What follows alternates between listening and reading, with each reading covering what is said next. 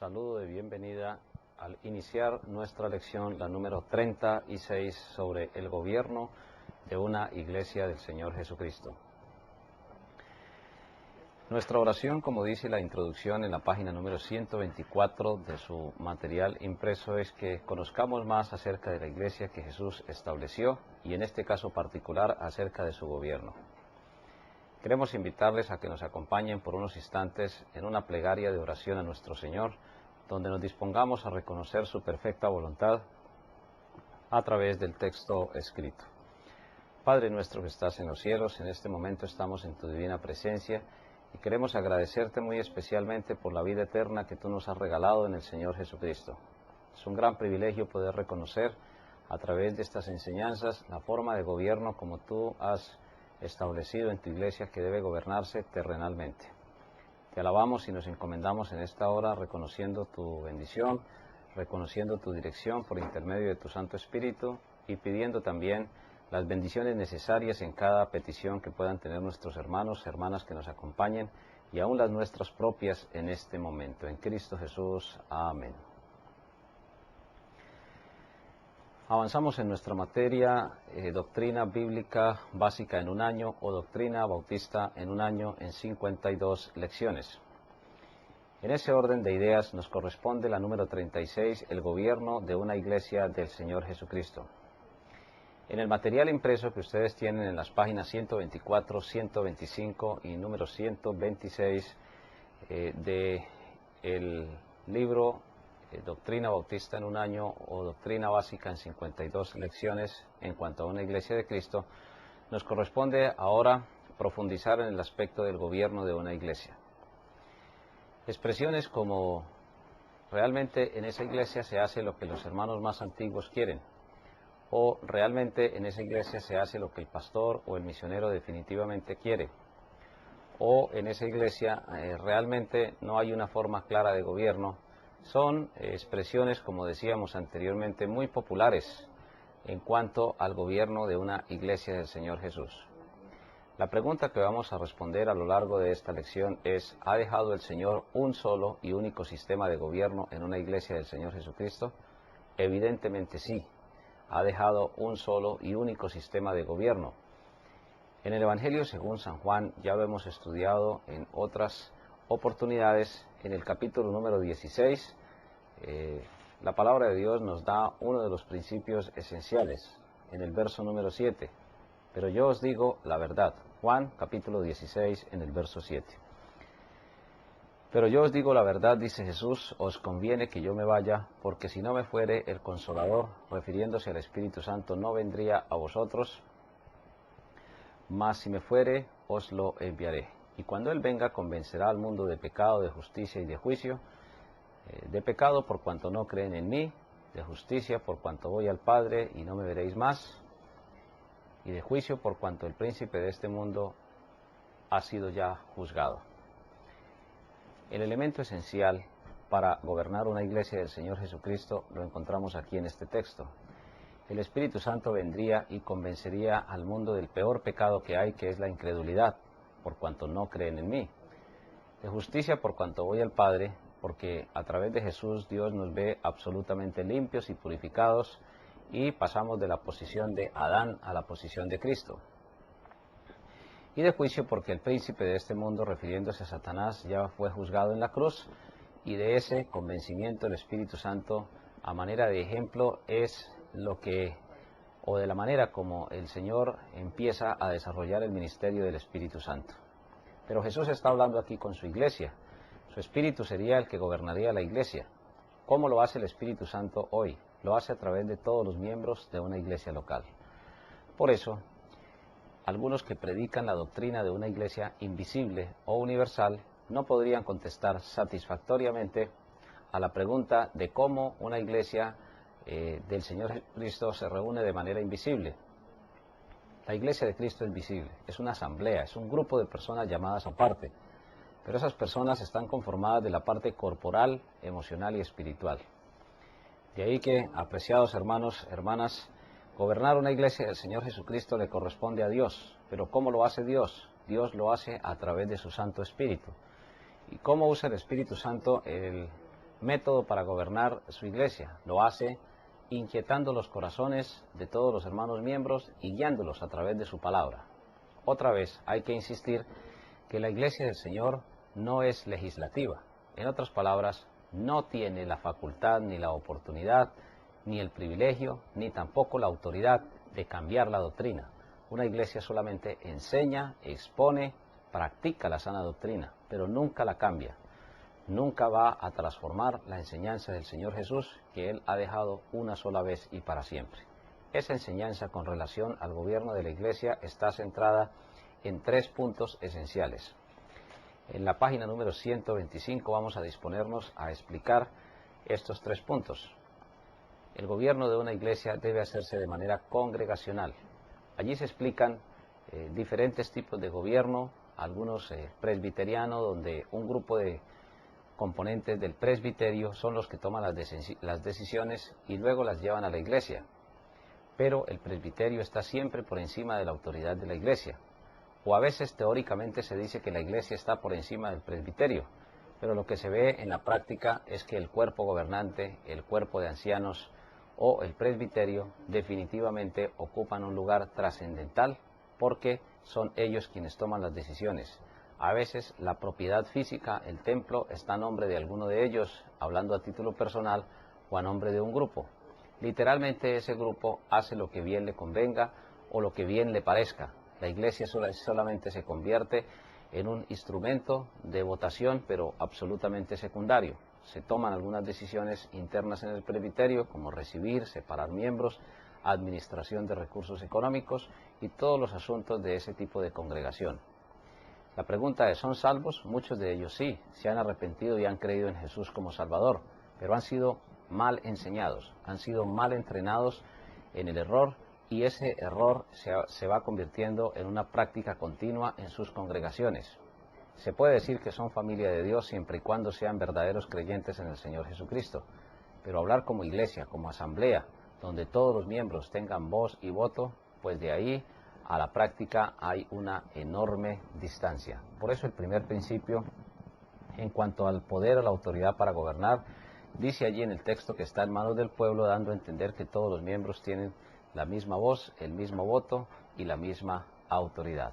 Los recién llegados, los más antiguos, los ricos, los pobres, los ilustrados, los que no han tenido mayor oportunidad de capacitarse secularmente o en sus profesiones, en fin. Delante del Señor, absolutamente todos estamos en la misma condición. Y aquí cabría una ilustración. Por ejemplo, en un crucero turístico se iba a hacer un ensayo o un simulacro de salvamento.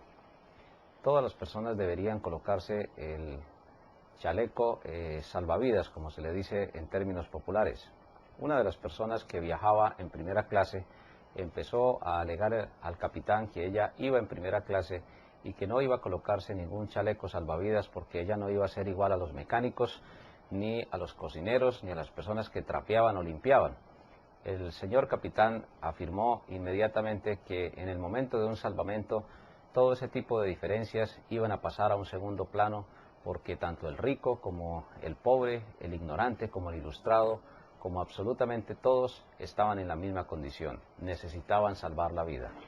Es un ejemplo, una ilustración un poquito exagerada, pero que lleva en el fondo el mismo principio. Delante de Dios, como miembros de una iglesia del Señor Jesucristo, si asiste el presidente de la República, pues se le reconoce su honra como presidente de la República, pero también es pecador, también va a morir, y si se hace miembro de una iglesia del Señor Jesucristo, pues de hecho también va a estar en la misma igualdad de condiciones para participar en las decisiones.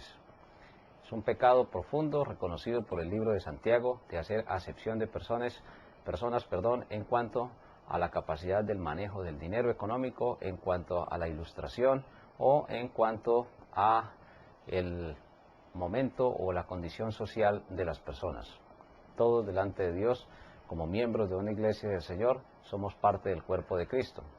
Que haya mayor experiencia en un grupo de personas que han tenido la oportunidad de participar en las decisiones de la iglesia es muy diferente. Eso no quita que en determinado momento alguna persona recién llegada con la sabiduría de Dios pueda ayudar a tomar una decisión de mucho mayor beneficio para la obra de Dios y aún para la misma iglesia. De tal forma que las famosas, entre comillas, grupos de personas que se apropian de las iglesias, por ejemplo, hay iglesias donde un buen número de diáconos son los que influyen decididamente en el tipo de salario para el pastor, en el tipo de arreglos locativos que haya que hacer, y la iglesia simplemente se convierte en un instrumento de los diáconos, pues estará entrando a transgredir este principio sagrado que el Señor ha dejado y que consiste precisamente en que todos como miembros en plena comunión con el Señor y con su iglesia, es decir, estando congregándonos, asistiendo frecuentemente y trabajando en la obra del Señor, tenemos todos los mismos derechos de participar en el gobierno de una iglesia del Señor. Si este principio fuera bien entendido por todos los miembros, pues muy seguramente las reuniones de negocios no serían tan disminuidas en número. Lo que notamos es que en las iglesias de Cristo siempre hay una minoría que finalmente son los que terminan asistiendo a todas las reuniones de negocios o reuniones de iglesia y participando en las decisiones más importantes. La mayoría de las personas miembros de la iglesia se marginan de las decisiones no porque no tengan la autoridad, no porque no tengan la oportunidad, sino simplemente porque rebajan el valor de la participación, no le dan la importancia debida a la participación en el gobierno de una iglesia del Señor. El derecho de la mayoría de los miembros en la iglesia es el que gobierna de acuerdo a la ley de Cristo, que es la ley del amor. Cuando en una iglesia hay diversas opiniones y se procede a la votación, pues sencillamente la minoría se acogerá a lo que la mayoría decide, porque la mayoría es quien definitivamente tiene en determinado momento la razón. La pregunta es, ¿las iglesias entonces se vuelven infalibles? No, porque ya no tenemos el don de ciencia, ya no tenemos el don del conocimiento inmediato como sí lo tuvieron los apóstoles. Y en ese momento entonces es cuando la iglesia puede en determinado momento dejarse llevar por sus propios impulsos, por su carnalidad, por su propio yo, por su propio ego, y se va entonces a desconocer la voluntad de Dios. A veces las iglesias cometen decisiones equivocadas, a veces las iglesias abusan inclusive de los líderes, cometen injusticia con sus miembros, administran mal los recursos económicos que Dios les ha prestado, pero es precisamente porque ha faltado oración, porque ha faltado búsqueda de Dios, disposición para llevar adelante lo que Dios enseña a través de su palabra. Apreciados hermanos y hermanas, el poder de una iglesia del Señor Jesucristo no puede ser transferido. La decisión de una iglesia de Jesús es una decisión final. Hay asociaciones, hay convenciones, y como aclara el estudio, pues no es literalmente a quien se envía a representar la iglesia un delegado, sino un mensajero de la iglesia. La autoridad de la iglesia no es transferida bajo ninguna circunstancia a una persona o a un grupo de personas. Es muy normal que en las convenciones o asociaciones de iglesias se tomen decisiones, pero esas decisiones siempre deben estar sometidas al escrutinio de toda la congregación local. Todos los miembros en una iglesia local tenemos voz y voto y tenemos derecho de participar, y no solamente derecho, es un servicio más, la reunión de iglesia o la reunión de negocios, donde se expone la administración de todas las cosas de Dios y toda la iglesia debería participar. Después de esta breve introducción, entonces nos vamos a observar los textos bíblicos donde se puede demostrar esto. Podemos ir al libro de Hechos de los Apóstoles, inicialmente a un capítulo que ya hemos estudiado anteriormente, pero que hoy lo vamos a mirar desde otro ángulo, desde el ángulo del gobierno de la iglesia. Hechos capítulo 6, en el verso número 5. Y dice ahí la palabra de Dios: agradó la propuesta. Desde los versos 1 hasta el verso número 4 se estudia la elección de los diáconos. Habían viudas de los judíos que vivían en Grecia, que estaban siendo en cierto modo desatendidas por la distribución que la iglesia tenía en cuanto a algunas ayudas económicas. Pero surge la necesidad de nombrar personas diferentes a los apóstoles que estaban pastoreando en ese momento la iglesia. Agradó la propuesta a toda la multitud y eligieron. Y viene la propuesta, viene la elección. ¿Y quiénes son los que eligen? Toda la multitud. Ya hemos visto en otras oportunidades que la iglesia de Jerusalén había crecido Y ya en Hechos capítulo 4, en el verso número 4, podemos encontrar que el número era ya bastante abundante. Muchos de los que habían oído la palabra, Hechos capítulo 4, verso número 4, creyeron, y el número de los varones era como 5,000. Si era como 5,000 varones, podríamos contar una mujer por cada varón, serían 10,000, y un niño por cada familia, entonces habría una congregación de cerca de unas 15,000 personas. Quizás unas 10,000 personas aproximadamente tenían opción de tomar decisiones en el gobierno de la iglesia.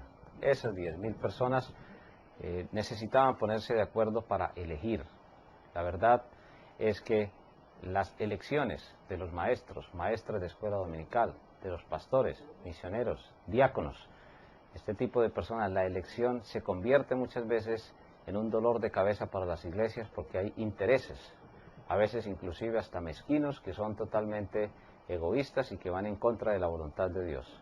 Nada más difícil para una iglesia a veces elegir a un pastor porque hay división al interior de la iglesia. No se busca la profunda provisión de Dios a través de su Santo Espíritu, sino más bien se buscan intereses personales. Y lo estamos hablando de una manera constructiva y edificante, citando algunos casos aislados que se presentan. Pero, apreciados hermanos y hermanas, toda una multitud de mínimo 10,000 personas aproximadamente con capacidad de votar, eligieron a Esteban, eligieron a Felipe, a Prócoro, a Nicanor, a Timón, a Parmenas y a Nicolás, prosélito de Antioquía, a los cuales presentaron ante los apóstoles, dice la palabra del Señor en el verso número 6, quienes orando les impusieron las manos. Hermanos y hermanas en el Señor Jesucristo, lo que podemos ver aquí es que ese principio se cumple. Hay un principio triple aquí que se cumple. El principio triple es, número 1, toda la iglesia tenía la autoridad. Número 2, toda la iglesia pudo ponerse de acuerdo para elegir los diáconos. Y número 3, la iglesia no transfirió su autoridad o su poder, ni siquiera a los apóstoles. Los apóstoles se sujetaron a la autoridad máxima o final desde el punto de vista terrenal, que es la congregación en su totalidad. Es el Espíritu de Dios quien usa a la congregación para gobernarla de acuerdo a su perfecta, completa y santa voluntad. Cualquier otro tipo de gobierno es totalmente ajeno a la palabra de Dios. Algunos usan la expresión modalidad. Entonces, ¿cuál es la modalidad? Preguntan, del gobierno en su iglesia. Entonces afirman la modalidad es congregacional, la modalidad es presbiteriana, la modalidad es pastoral, la modalidad es por ejemplo, de un grupo de ancianos gobernantes. En fin, cualquier grupo que reemplace a la iglesia del Señor, cualquier individuo que reemplace a la iglesia del Señor en la toma de decisiones, estará cualquiera de esos sistemas viciado por el engaño, porque el Señor ha dejado a toda su iglesia la autoridad final de llevar adelante la palabra del Señor. Y de esa forma, entonces podemos evacuar la primera parte de esta lección. ¿Por qué es necesario tener una forma definida de organización? Porque el Señor dejó a su iglesia una forma de gobernarse. Cualquier otra enseñanza divergente o contraria a ese tipo de enseñanza, pues desvirtúa la voluntad de Dios, va en contra de la voluntad de Dios. Encontramos ese patrón en el Nuevo Testamento, lo acabamos de leer aquí. De hecho, si vamos al libro de Hechos de los Apóstoles, en el capítulo número 15, podemos ver que cuando se presentó una aclaración doctrinal, toda la iglesia estaba allí participando en ese tipo de decisiones. Hechos capítulo 15, en nuestras Biblias, dice la palabra del Señor en el verso número 3. En el verso número 3, ellos pues, habiendo mejor sido encaminados por la iglesia, pasaron por Fenicia y Samaria, contando la conversión de los gentiles, y causaban gran gozo a todos los hermanos. Es la iglesia la que convoca un concilio. Falsos concilios se han celebrado durante estos 20 siglos, totalmente opuestos a la voluntad de Dios. Concilios para cambiar la doctrina han sido usados, y nosotros sabemos que cuando un concilio, entre comillas, cambia la doctrina, deja de ser un concilio del Señor. Pero aquí fue la iglesia la que tomó la iniciativa. Y sigue diciendo allá en el verso número 4, y llegados a Jerusalén fueron recibidos. ¿Por quién fueron recibidos? Por la iglesia. Y los apóstoles y los ancianos, y refirieron todas las cosas que Dios había hecho con ellos. La iglesia estaba ejecutando su autoridad. Pero algunos de la secta de los fariseos que habían creído se levantaron diciendo, es necesario circuncidarlos y mandarles que guarden la ley de Moisés. Y se reunieron los apóstoles y los ancianos para conocer de este asunto. Vemos aquí que la iglesia de Jerusalén y la iglesia de Antioquía. La iglesia de Antioquía toma la iniciativa para enfrentar la situación de la solución de un problema. La iglesia de Jerusalén toma también la iniciativa para remitir a los apóstoles a un concilio, para enviarlos a un concilio, y bajo la autoridad de la iglesia de Jerusalén, entonces toman la decisión de aclarar el tema de la circuncisión, si era necesario para salvación o no. Sabemos que la palabra de Dios en el Antiguo Testamento enseñó la circuncisión como un símbolo de la fe en el Señor Jesucristo, símbolo que fue cambiado en el Nuevo Pacto por el bautizo o la inmersión en el nombre del Padre, del Hijo y del Espíritu Santo, y con base en los requisitos ya mencionados. Pero mis apreciados hermanos o hermanas, ¿qué sucede inmediatamente después? Pues sucede inmediatamente después que se contesta la inquietud, y en el verso número 30 dice la palabra de Dios, así pues los que fueron enviados descendieron a Antioquía y reuniendo, ¿a quién reunieron? A la congregación. Reunida la congregación significa que la congregación es la que recibe la carta, que la máxima autoridad es congregacional, que la máxima autoridad terrenalmente hablando es toda la iglesia. La pregunta pertinente es, ¿por qué Dios estableció ese método? Sabemos que un grupo de personas tiene menos posibilidades de equivocarse bajo la dirección del Espíritu Santo que cuando lo hacen uno o dos o un grupo reducido de individuos de una iglesia local.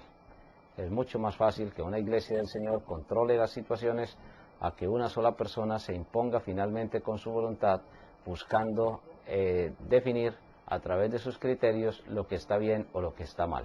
Dios usa su palabra para que la iglesia, toda la iglesia, todos los miembros de la iglesia definitivamente tomen una decisión que consulte la voluntad de Dios y que esté en total acuerdo con lo que el Señor nos ha dejado en su santa palabra. Por eso hay necesidad de seguir ese método. No es necesario cambiarlo. Algunas personas afirman que las reuniones de iglesia se convierten en conflictos. Se convierten en conflictos porque hay carnalidad.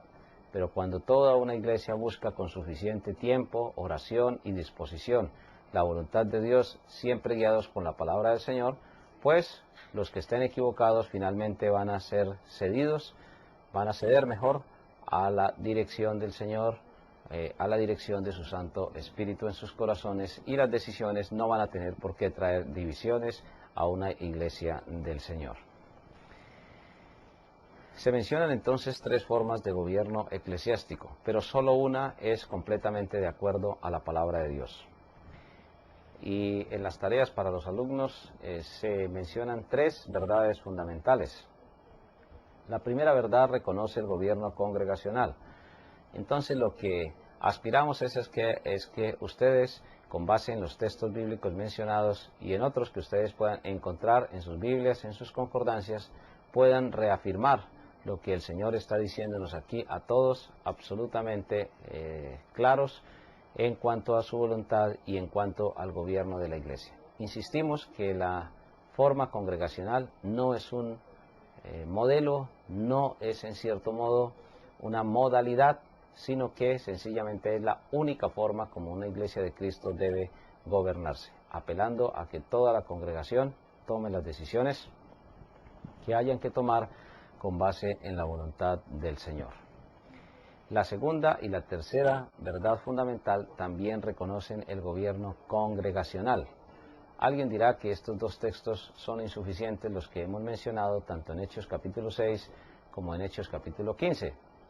Pero hay otros textos, y muy conocidos también, en Hechos capítulo número 13, cuando dice, había entonces en la iglesia que estaba en Antioquía, y empieza a mencionar una serie de personas que eran muy importantes en el ministerio de la obra del Señor, y en el verso 2 dice, al iniciar sirviendo o ministrando estos al Señor, dijo el Espíritu Santo. Entonces recordemos que en el verso número 3 da a entender claramente que fue toda la iglesia la que se reunió. Entonces, habiendo ayunado y orado, les impusieron las manos y les despidieron. De hecho, hermanos y hermanas, lo que vemos aquí es que toda la iglesia estuvo participando en la ordenación de Pablo y de Bernabé. Apartadme a Bernabé y a Pablo. ¿Por qué podemos decir que fue toda la iglesia? Porque en el verso 1, al empezar, está mencionando directamente a toda la congregación. Había entonces en la iglesia que estaba en Antioquía profetas y maestros, y los enumera como decíamos anteriormente. Ellos entonces, dice en el verso número 4, enviados por el Espíritu Santo. Lo que podemos ver ahí es que hay una clara conjunción, hay una clara unión, mejor, entre la iglesia y el Espíritu Santo.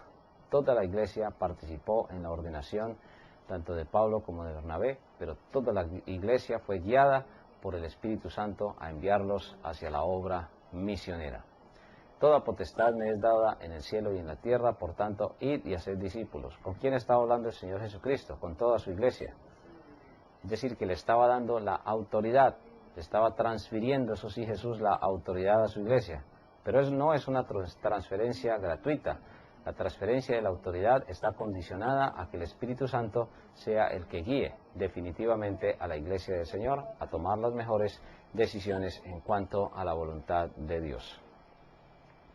En las preguntas para discusión hay una serie de interrogantes. ¿Qué significa el dicho de Jesús, edificaré mi iglesia? Significa que ya había empezado. En las orillas del mar de Galilea, Él los había llamado aparte y les había dado autoridad de ir y predicar y hacer discípulos. Les había dicho, venid en pos de mí y haré que seáis pescadores de hombres.